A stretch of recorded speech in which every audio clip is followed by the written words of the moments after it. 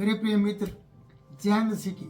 आइए हम न्याय की किताब और उसके 8 अध्याय के 29 पद से बात करते हैं। सुनिएगा कि गिदोन की मृत्यु के बारे में और गिदोन के आगे चरित्र के बारे में। गिदोन जो योआश का पुत्र था और जिसका नाम यरूबाल भी रखा गया, जब उसने बाल की वेदी को गिराया था, अशेरा की मूर्ति को काटा था।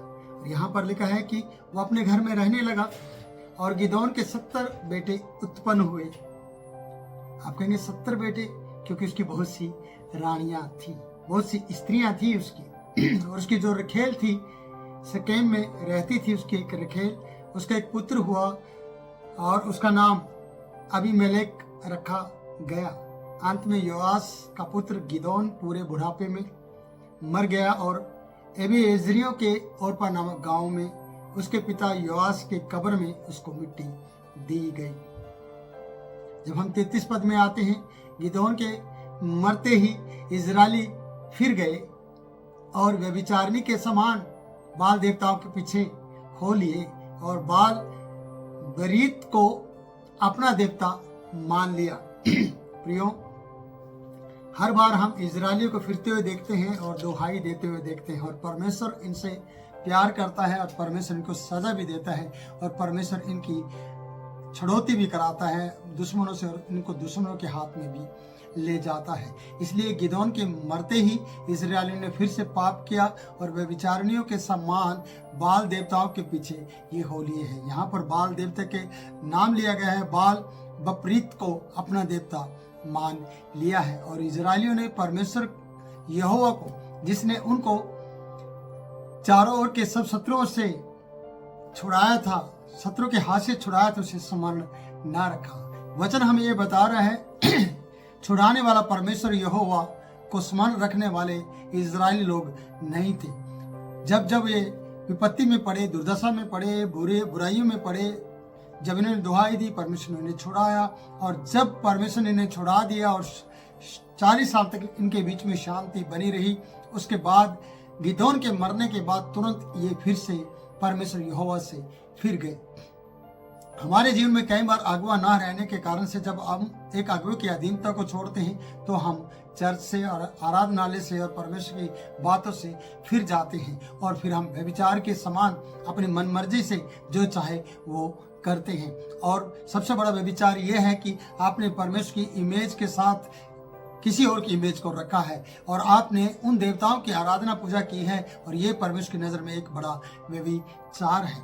इसलिए इन्होंने स्मरण नहीं रखा प्रियो परमेश्वर के जन को, और परमेश्वर को याद नहीं रखा। उसके मरते ही इन्होंने फिर से पाप किया है। इसलिए वचन बता रहा है, और ना इन्होंने यरूबाल अर्थात गिदोन की उस सारी भलाई के अनुसार जो उसने इजरायली के साथ की थी, उसके घराने से प्रीति दिखाई।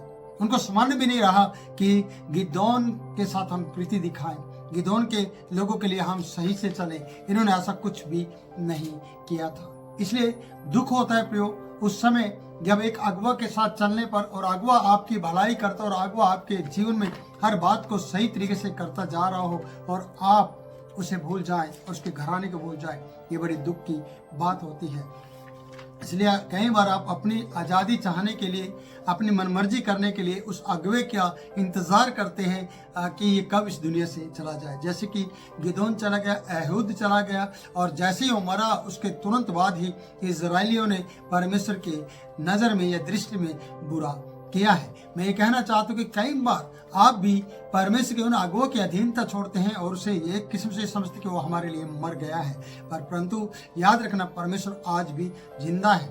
सेवकों का आना जाना लगा रहता है, उनका प्रभु के पास में सो जाना, ये सब चलता रहता है, पर याद रखना प्रभु आपके लिए कभी भी नहीं सोएगा। प्रभु आपकी कभी भी बुराई नहीं करना चाहता है, लेकिन आप परमेश्वर के लेखे में हमेशा बुराई करते रहते हैं। इसलिए प्रियो 8वें अध्याय के हम जब यहाँ पर वचन में पढ़ते हैं और अंतिम पदों में हम आ गए हैं, 35 पदों में हमें ये दिखाई देता कि गिदोन की मृत्यु के बाद फिर से इजरायलियों ने यहोवा की दृष्टि में पाप किया है और गिदोन के घराने के साथ उन्होंने कोई भी प्रीति नहीं दिखाई है, कोई दया नहीं दिखाई है, और उन्होंने अपने बाल विपरीत को अपना देवता मान लिया है। ये दुख की बात है, ये घिनौनी बात है, ये मूर्खता की बात है कि हम सच्चे जीवित परमेश्वर को जो 40 साल से आराम पा रहे थे, सुख शांति में थे, और फिर से पाप करके फिर से हम विपत्ति में जाने के लिए तैयार हो रहे हैं। इसलिए विपत्ति में ना पड़े। आप सच्चे जीवित परमेश्वर के विरुद्ध में कोई भी ऐसा कार्य ना करें जिसके कारण से वो आपको विपत्ति में डाल दे। प्रियो, सुख शांति हमारे देश में, हमारे जीवन में, हमारे घर में, हमारे परिवार समाज में बनी रहे, इसका एक ही कारण है, अगर बनी रहे तो आप परमेश्वर में बने रहें और उसके विरुद्ध में कोई भी पाप ना करें। प्रभु इन वचनों के द्वारा आपको आशीष दिए। हम 8वें अध्याय को जो न्यायों की किताब का है उसको यहीं पर समाप्त करते हैं। फिर मिलते हैं नई वीडियो में नए वचन के साथ। तब तक के लिए मैं आपसे इजाजत चाहता हूँ। जय मसीह की।